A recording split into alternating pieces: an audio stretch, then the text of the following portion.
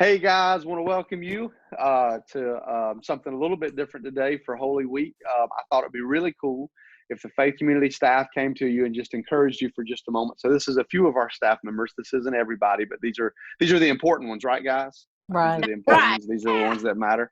And so we do have a few that are out working other jobs and whatnot today. But we hope you're having an awesome Holy Week. We love this week, obviously, as a church staff.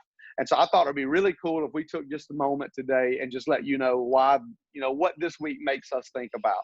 And so just one by one, we're just going to share that with you for a moment.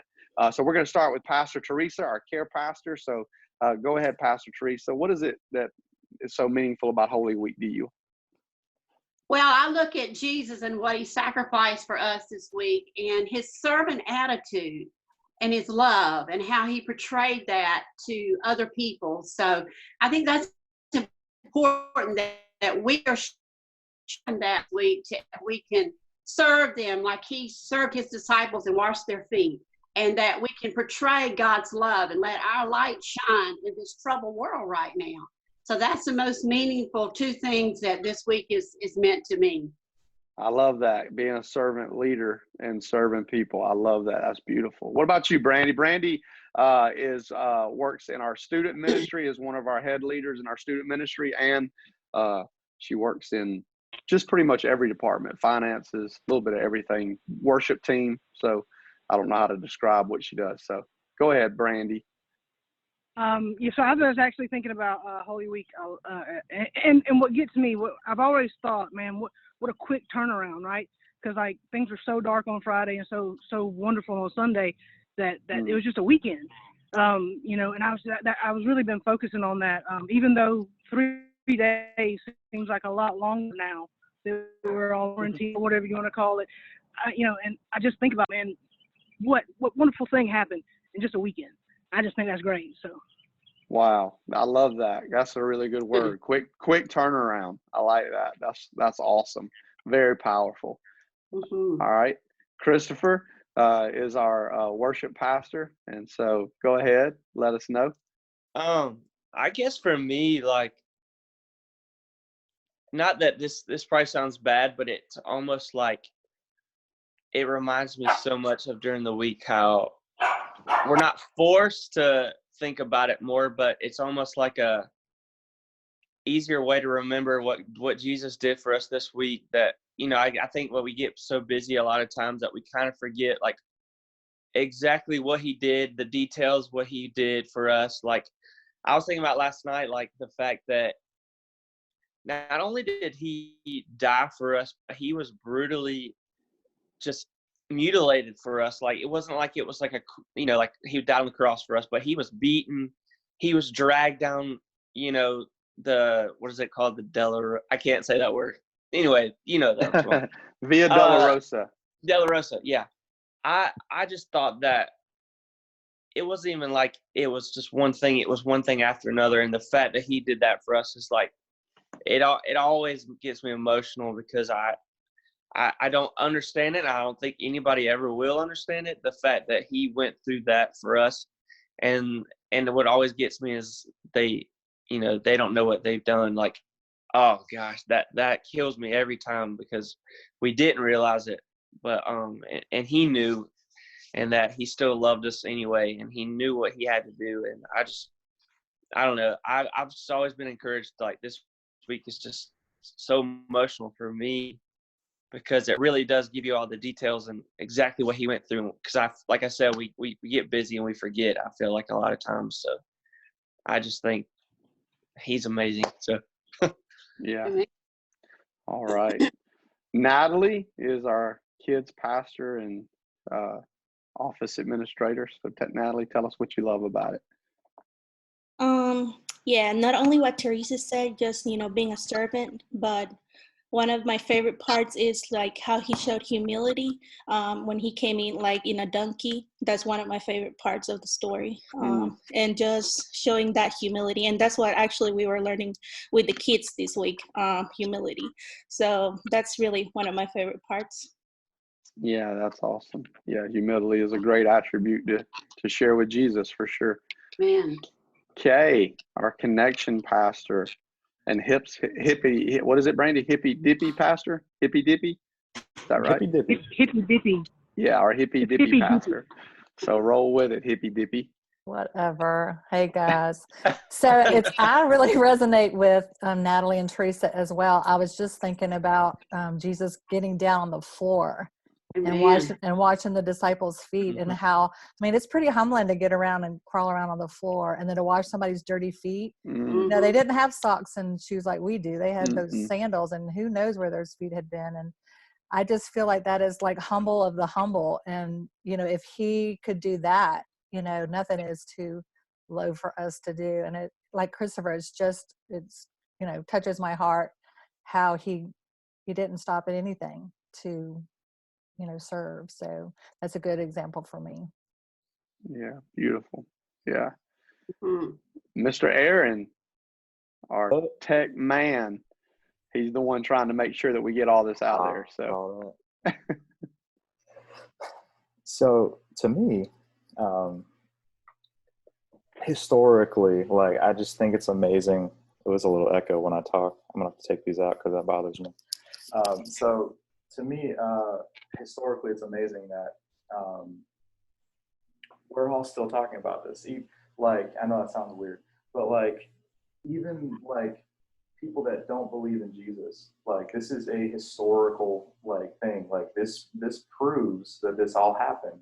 Like, every knee shall bow, every tongue will confess that Jesus Christ is Lord.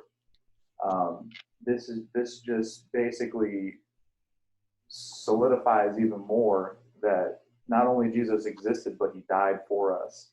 And that to me just means so much. Yeah. I'm gonna put these back in because I'm not echoing anymore. Yeah, no, absolutely. I watched the interview with a Jewish archaeologist just last week. That was an Orthodox Jew that was not a Christian, and they found some more. They're always excavating in Israel, and they found some more stuff to prove all of the story and everything. And he was asked a specific question, just like you were saying, Aaron.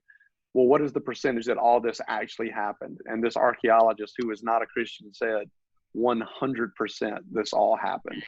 Wow. And so that's just really cool to celebrate that. And just to close it out, yeah, for me, one of the things I love about this week is there are just some of the details that, and I guess it kind of goes with what Christopher was saying. They're just some of the details I forget about throughout the year that I don't really stop and think about some of the details. And like today, for example, is the Passover day where they did the last meal, the Last Supper, the Passover meal. And one of the things they would quote that always sticks out to me on a day like today, and it's just these little things about Holy Week that I love, because throughout the year, I don't necessarily focus on the small details of this event. I focus on the big detail of the event, but not the small ones. And that today, one of the things that they quoted at that meal is they were celebrating the exodus of Israel from Egypt, and they would hold up things to remember all that they did as they left Egypt and were enslaved in Egypt and all of this stuff, and talking about the redemption and, the 4 cups that they would drink. And one of the things they would say is, if God would have just sent the plagues, it would have been enough. If God had just brought us out of Egypt to the Red Sea, it would have been enough. If God had just split the Red Sea. And then, so what you do during the meal, and if you've never been a part of one, you should, they would quote like something that happened in the Exodus, and they would all sing together at the dinner table, "It would have been enough." And then you would say something else. If God had only split the Red Sea, that would have been enough. Because it was like saying, God didn't have to do any of this. He did this to show us that he loved us.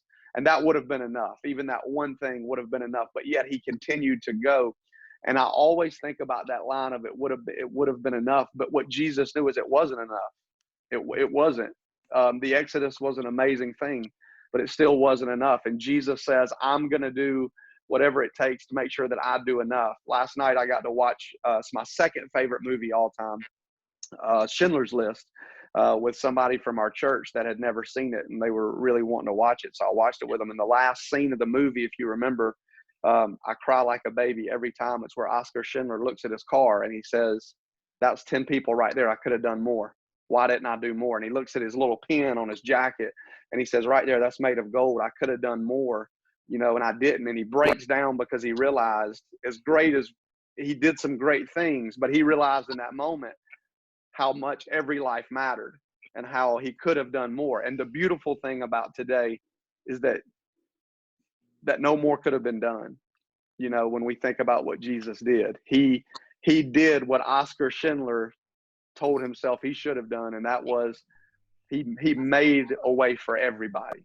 And I just celebrate that with all of you today, and I want you to know that it was enough.